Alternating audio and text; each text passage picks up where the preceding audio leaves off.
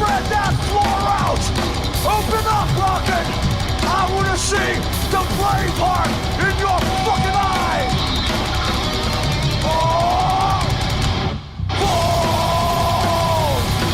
We've looked at some of the extremities of the early 90s, but what about metal that was relatively more mainstream? Well, thrash soon lost its crown to a new beast called groove metal. Groove metal sounds pretty much exactly the way most people would imagine it sounds. Heavy, groovy riffs that you can move to without having an epileptic fit. Most subgenres owe their creation to a variety of bands in a single scene, but groove metal was effectively popularised by pre-existing thrash bands and just one new band, Pantera.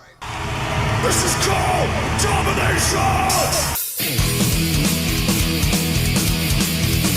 These Texan boys originally started out as a glam metal band, believe it or not, but as that subgenre began to die out, they got a new vocalist, Phil Anselmo. Now, you know how most metal vocalists practice sounding deep and guttural? Yeah, well, that's just the way Phil speaks, so he was a perfect fit. And made it do different things.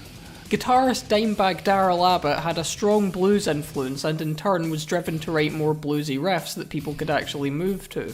Their first album in this post-glam iteration of Pantera, Cowboys from Hell, proved to be a great success, and they wound up as one of the support acts for Metallica's colossal show in Moscow in 1991. They continued to release consistently amazing albums all throughout the 90s, but broke up in the early 2000s. Vinnie Paul and Dimebag were brothers, so they formed a new band together called Damage Plan. Infamously and tragically, Dimebag was shot dead on stage at a Damage Plan show in 2004.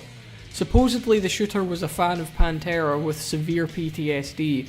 Such an incident was unprecedented in metal and we haven't seen anything like it since. Vinnie Paul then went on to be the drummer of the band Hell Yeah. He died in 2018 from health complications. Phil Anselmo now spends most of his time being the frontman of Down and a total arsehole. Now, I really like Pantera, so I find that it's best to just ignore whatever Phil's up to because he's a bit of a PR nightmare. Rex Brown is alive and well and doing something, I guess. I don't know, he's the bassist, who gives a shit? Pantera's music undoubtedly incorporated thrash, and generally there's a lot of crossover between thrash and groove, but Pantera's music was specifically very groove orientated. Of course, when talking about groove metal, we can't ignore the influence of Metallica, as their most famous song, Enter Sandman, is exactly that. Their self-titled album, known as the Black Album, is a lot slower than their 80s material, but it proved to be a lot more popular and skyrocketed Metallica's fame. They then went on to make their music even more accessible and pretty much ceased to resemble metal altogether, becoming a dad rock band for the rest of the 90s. But after one infamous failed attempt at a comeback, they did eventually return to form. The Black Album's success was a hugely important moment for metal, and naturally many bands followed its example. Having released one of the best thrash metal albums ever in 1990, Megadeth followed up Rust in Peace with a decidedly groovier album by the name of Countdown to Extinction. The 1-2 punch of these thrash titans changing their sound, combined with the almost overnight success of Pantera, set the new standard for popular metal. Even more underground thrash bands like Sepultura adopted the sound. Another good groove metal band that found success in the 90s was Machine Head, whose first album, Burn My Eyes, held the title of the most successful debut for Roadrunner Records until Slipknot came along. Groove metal saw a brief revival in the early 2000s as Lamb of God found some success in playing metal grooves with a very strong southern influence. You could probably play most of their songs on a banjo and it would fit pretty well. Rob Scallon should really get on that. Given the popularity of groove metal, it wasn't long before it spawned variations.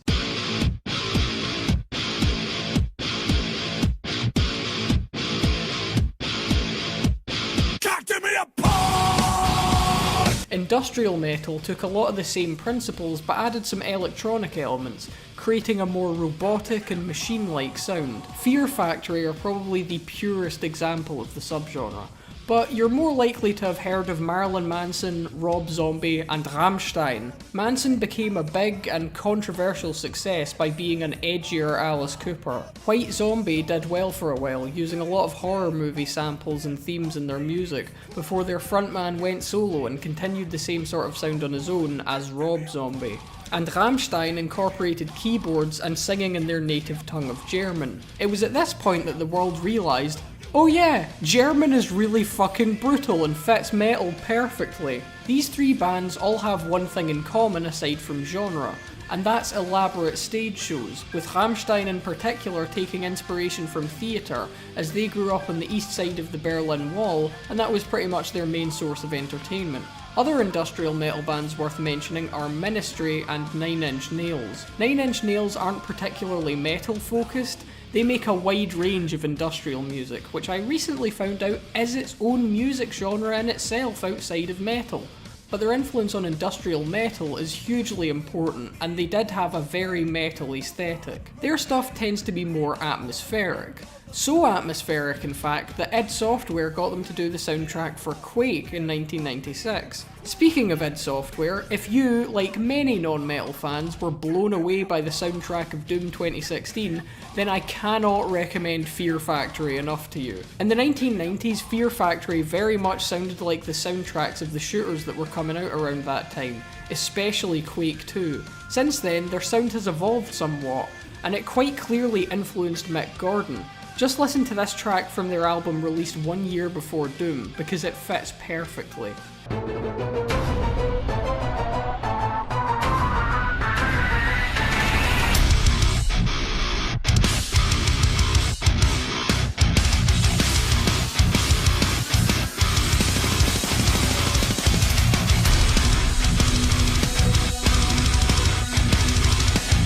If you say you're not a big fan of metal, but you did like the Doom soundtrack, well congratulations, you like Fear Factory. Oh, and don't worry about the vocals, you'll get used to that. One criticism I have to give to industrial metal is that it is the subgenre with the least impressive drumming in all metal. Most metal, especially death metal, has some of the most consistently excellent drumming in all music. But most industrial bands, with the exception of Fear Factory, are content to do the same basic 1-2 rhythm that wouldn't feel out of place in a pop song. Still, industrial metal works perfectly well for shooter soundtracks, and some of the bands are actually quite accessible for newcomers. Then of course we have the infamous variation known as nu metal. Get the fuck off!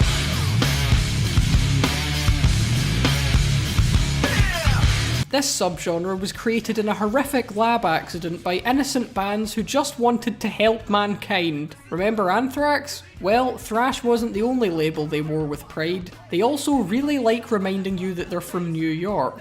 New York City had a thriving hip-hop scene, of which Anthrax were big fans. In the late 80s, they released a joke song called I'm the Man, where they rap intentionally badly over some basic riffs.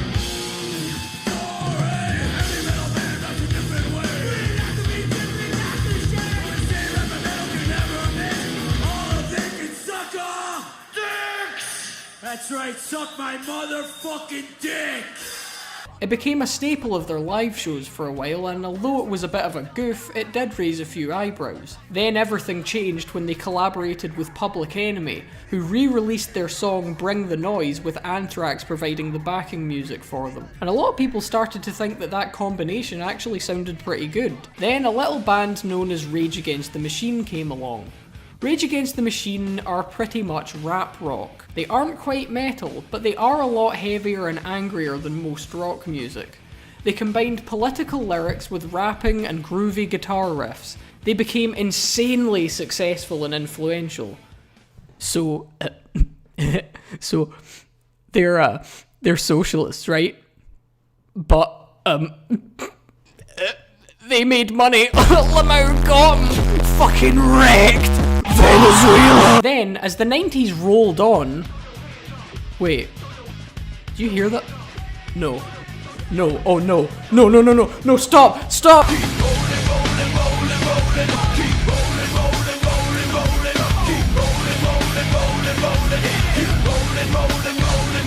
Nu metal incorporated rap and hip hop into groove metal, which naturally most veteran metal fans rejected. It was a cynical little cash grab of a musical style, but it worked. Nu metal became absurdly popular for a while. Linkin Park and Limp Bizkit were particularly fond of incorporating rap into their music. Linkin Park were especially edgy, but Limp Bizkit were just stupid. Even the name Limp Bizkit refers to a game in which men wank over a biscuit and the last one to ejaculate has to eat it. Which is appropriate because their music was absolute wank. But they were so popular that everyone had to eat a bit of that biscuit. I will admit, some of their songs are genuinely, unintentionally hilarious.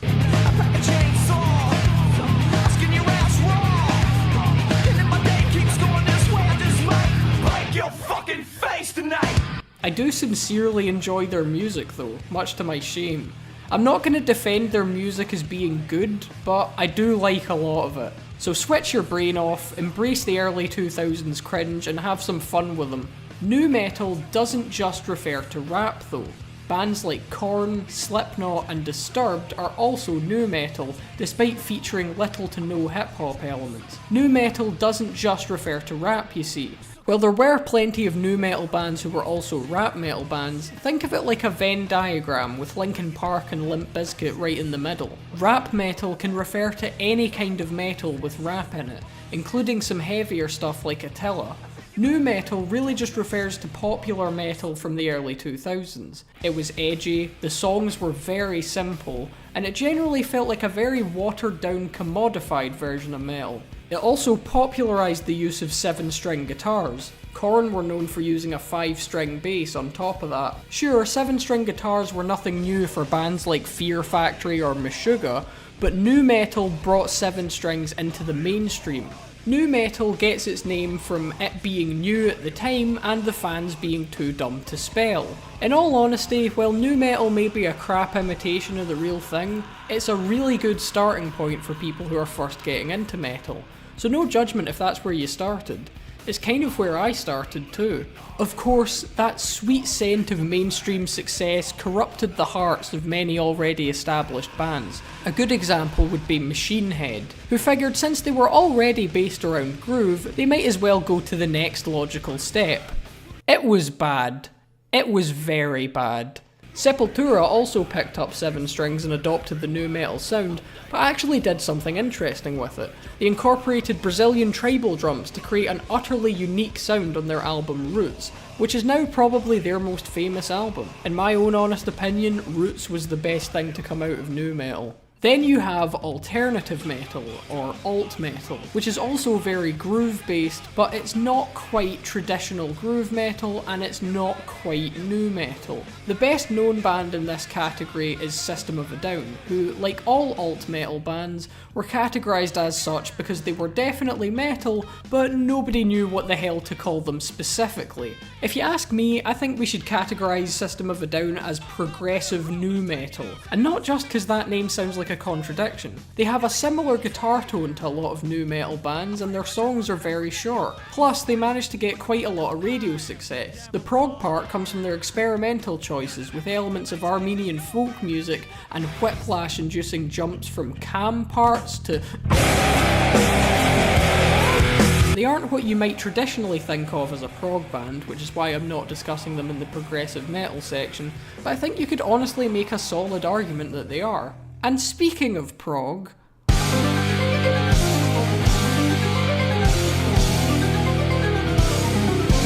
Now we've reached the last of the primary subgenres, progressive metal. This is easily the vaguest subgenre because it essentially refers to any metal that gets experimental or unconventional.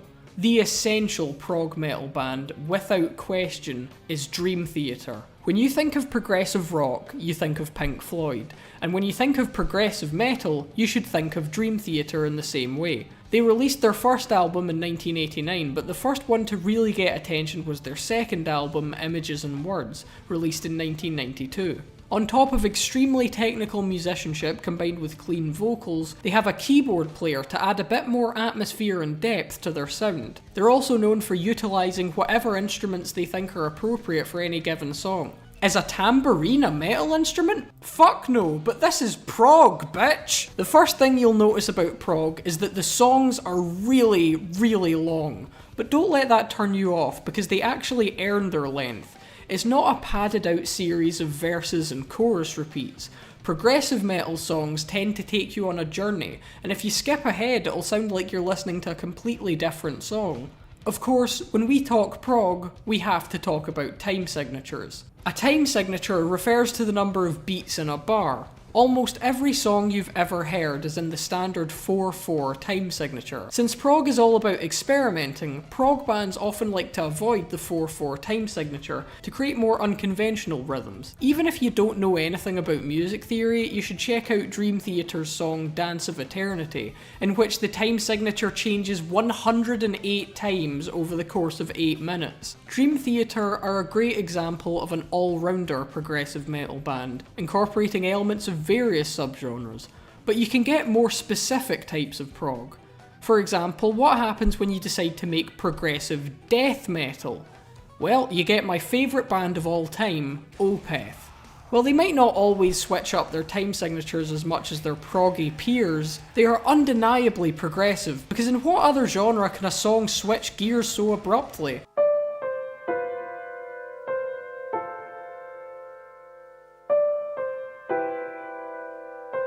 12 seconds later.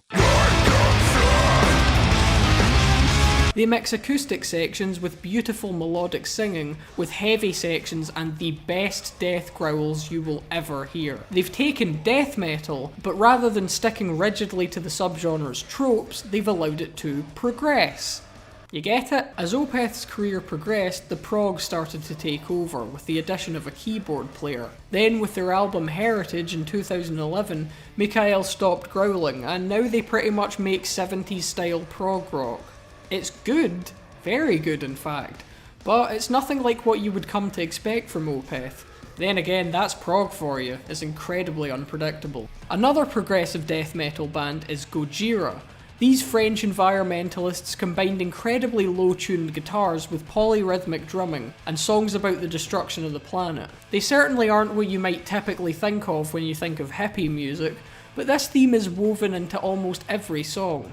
Their song Flying Whales, for instance, tells a story about whales being ancient aliens who fly off into space in search of a new home after humans destroy the Earth. It's a powerful song, but it's best known for the memes around it. Still, the environmentalist thing seems to be working out for them since they got to play Glastonbury this year. Prog really can seep its way into any subgenre, even sludge metal. And this brings us to Mastodon. Mastodon songs don't always reach the 10-minute mark, but their song structure is undeniably progressive. I mean, when a band does a whole concept album about Moby Dick, that's pretty prog if you ask me. In fact, most of Mastodon's albums are concept albums, and if that doesn't earn the prog label, then I don't know what will. Mastodon are a really good band to start with if you want to get into prog metal. Most of their stuff isn't too heavy for newcomers, nor is it too weird for metalheads. Then there's the more modern prog metal bands like Between the Buried and Me, who seem to be what happens when you let a metal band raid a music department.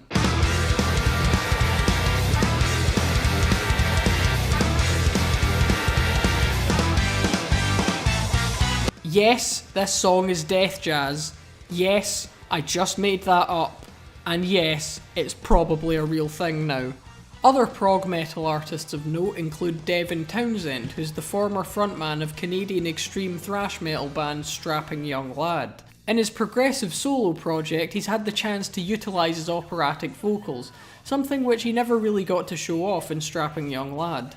At this point, dear old Devi is too hard to pin down to any given subgenre other than prog, because with any given song he just does whatever he wants and no one stops him. Then you have the Dillinger Escape Plan. The Dillinger Escape Plan are prog metal simply because nobody knows what the fuck else to call them. They use all sorts of bizarre time signatures and their music is some of the most chaotic stuff you'll ever hear.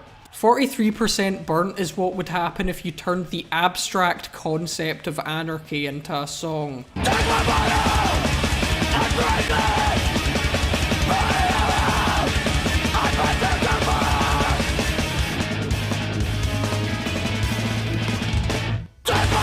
They're also infamous for their insane live shows involving breathing fire and beating the shit out of their audience on occasion. Then there's Tool, who are best known for being in a perpetual state of not releasing a new album. I would categorise Tool as progressive groove metal. They use down-tuned guitars and clean singing with all sorts of weird time signatures. Tool are one of those exceptionally rare metal bands that are enjoyed by both metalheads and hipsters. Since prog in itself is inherently varied, it hasn't really spawned any specific variations, other than the self-explanatory progressive versions of other subgenres. Apart from one. The subgenre which nobody can agree on whether it's even real, Djent.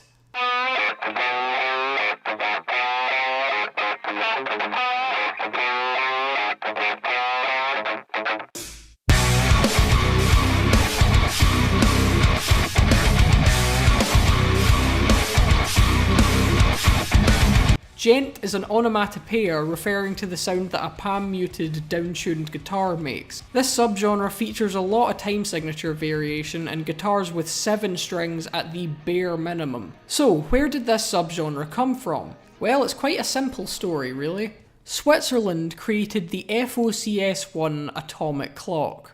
A clock so precise that if you were to look at it 30 million years from now, it wouldn't even be 1 second off. Sweden's answer to this was Meshuggah.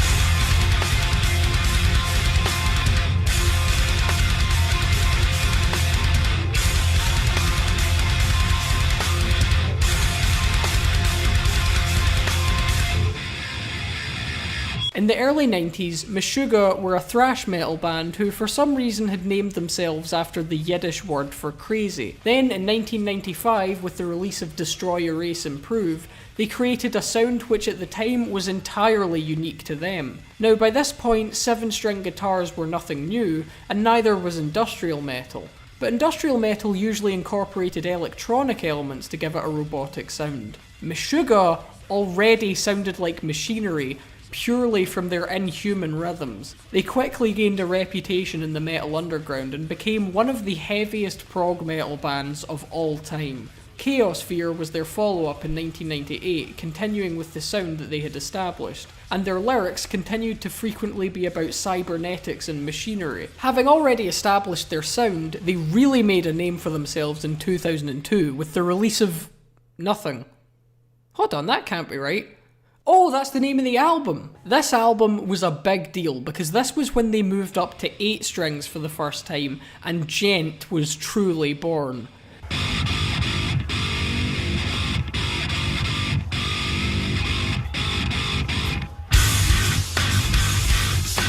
They also established another trope of Djent, the use of polyrhythms in the drums. In simple terms, a polyrhythm is when 2 separate rhythms are played at once. Believe it or not, this approach comes from jazz of all things. The way polyrhythms tend to work with Meshuggah is that their drummer, Thomas Hake, typically plays a different rhythm with his feet on the bass drums than he does with his arms on all the other drums. And on top, he's playing like 8th notes with the backbeat on 3. So everybody's head is moving to that, like, ga, ga, ga, ga, ga. I can't even do it, right? But underneath his feet are going like the whole fucking song, basically. A lot of Meshuggah's songs sound like they've buggered up the timing when you first listen to them because the rhythm is so unconventional. But rest assured, the timing is mathematically precise. Catch 33 got particularly proggy by having every track on the album be part of the same song, but it was their album Obscene in 2008 when the band really made a name for themselves. Even if you're not into metal, there's a good chance you've heard Bleed. They even put it in a Brewdog advert, for fuck's sake. And with this, their notoriety soared, and in turn, the imitators started to spring up. Now these imitators aren't complete knockoffs, and over time they've each developed their own styles, but they all share tropes and motifs pioneered by Meshuggah.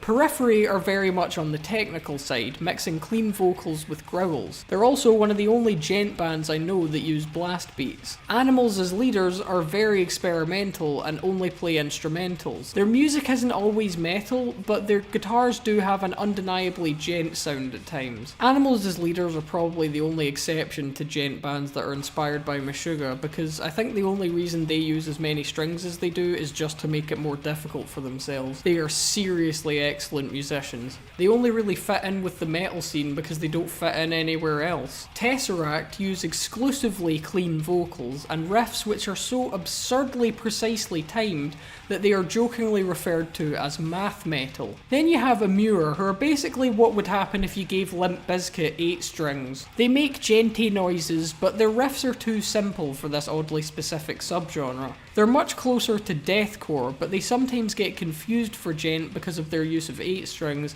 so I thought I should clarify that here. Just because the guitar has a lot of strings, that doesn't necessarily mean that it's a djent band. Djent usually requires some degree of technical skill, and it typically goes hand in hand with prog. Several djent bands have had the tendency to disappear up their own collective arse from time to time, but overall, I'm still a fan. Although I don't think anyone is going to top Meshuggah. But if I had to recommend a djent band other than Meshuggah, I would probably go with Monuments. And I promise, it's because they're genuinely good. It's not just because they let K-Mac 2021 play a solo at one of their shows. But that certainly helps. And with that, I think we'll wrap up part 4. Join me for part 5, in which we'll look at metalcore, deathcore, and some of the more self-explanatory subgenres.